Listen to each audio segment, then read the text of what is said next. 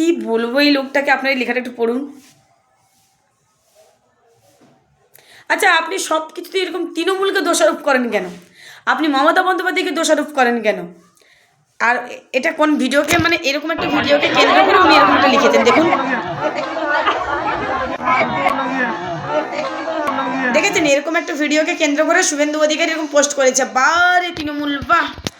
আর তোমাদের নেতাদের যে এরকম 100খানা ভিডিও আমাদের কাছে আছে। আপনার একদম খাস তালু, খাস বন্ধু শ্রমিক ভট্টাচার্য, আপনি মূর্ছা যাবেন শুনলে।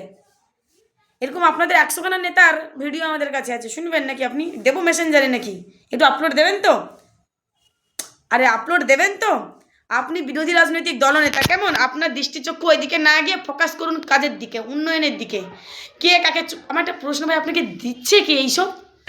কি কাকি কখন মানে লাভ মানে কিস ছুড়ছে, কি করছে, আপনি ওইগুলো পোস্ট করবেন? হ্যাঁ, ওইসব করে লাভ হবে না। আমার বাংলার কাকমাহার জানে যে আপনাদের 100খানা নেতাদের কি রেকর্ড আছে, হ্যাঁ, যে ওটাকে আপনাকে পোস্ট করে দেখাতে হবে, বুঝলেন? কি অদ্ভুত, এই লোকটাকে নিয়ে পারাই যায় না। হ্যাঁ।